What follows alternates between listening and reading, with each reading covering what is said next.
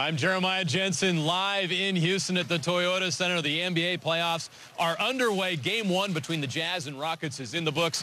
It did not go well for the Utah Jazz. We'll break down why it didn't go well and what they can do to improve in game two. And guess what? Tiger is back. We'll show you that and more coming up on Sports Beat right now.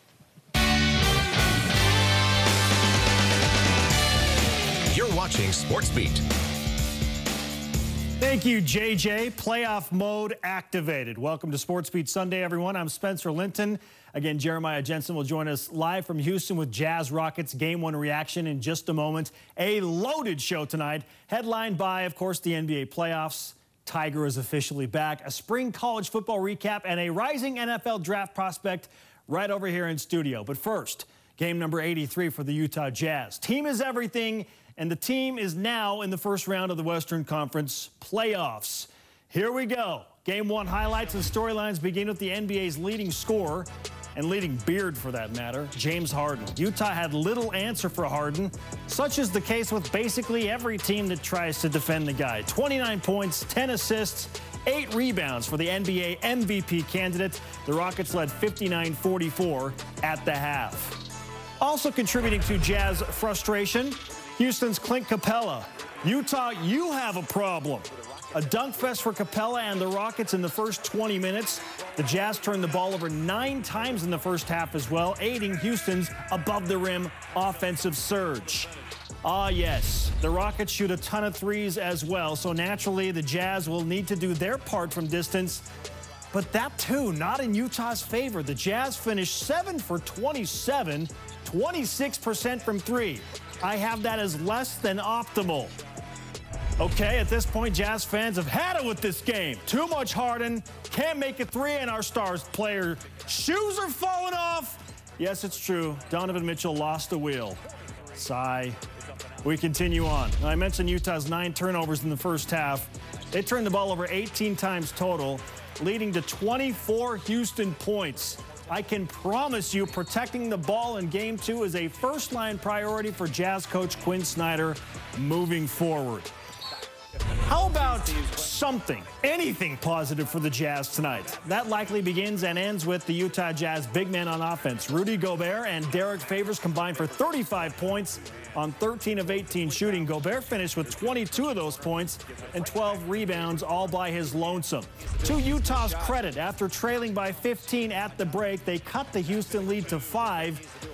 But that's as close as the Jazz would get. All Houston after that. Game 1 goes to the Rockets. 122-90. 32-point loss for Utah.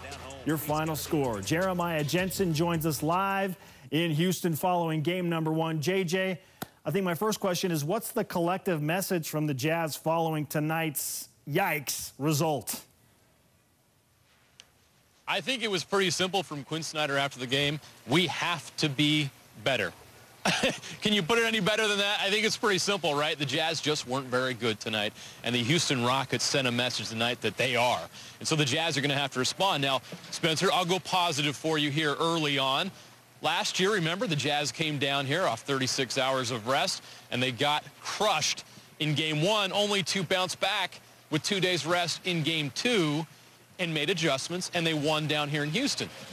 Obviously, last year's series didn't end very well for Utah, but at least they can take some confidence in the fact that they did this last year and were able to bounce back and make some adjustments. Now, as for tonight, why did things not go well? Well, James Harden. Now, it wasn't James Harden going off for 47 points. It was James Harden making his team better offensively through his assists, through his playmaking. The Jazz tried to hedge him right and tried to defend him a certain way. It was not effective. It did not work. It opened things up for him. It had the opposite effect to him. So he was tossing lobs to guys, hitting guys wide open in the corner. And it's something the Jazz are going to have to adjust to and not allow James Harden to get everybody else involved. 7 players on the Rockets in double figures tonight. That's got to change in Game 2. To be honest with you, it's not that we improved. Probably we've seen it a little bit more often now, and James just adjusts to it.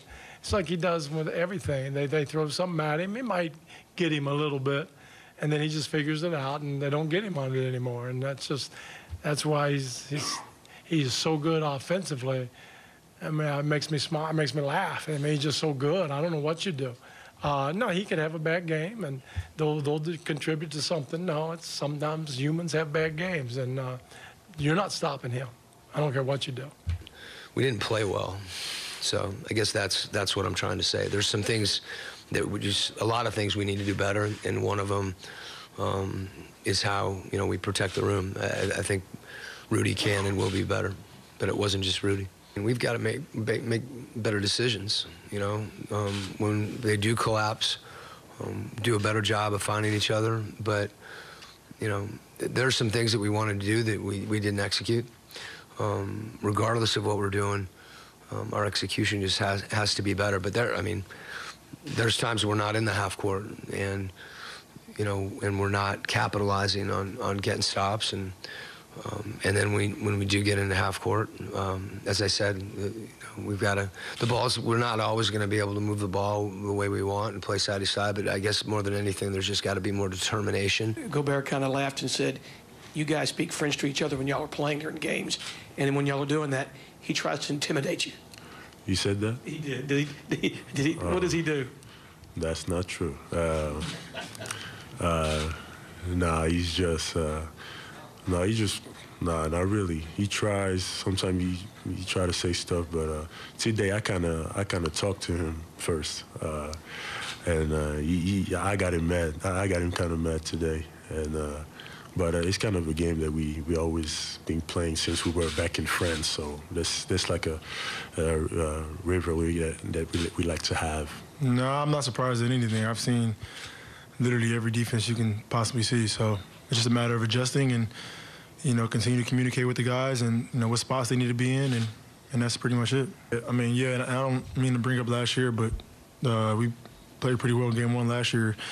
In Game 2, they came in and beat us. So just trying to keep the guys. Chris was mentioned it a few times after Coach brought it in that it's only one game, and they're going to make adjustments, and we have to make adjustments, and we have to play that much harder and smarter.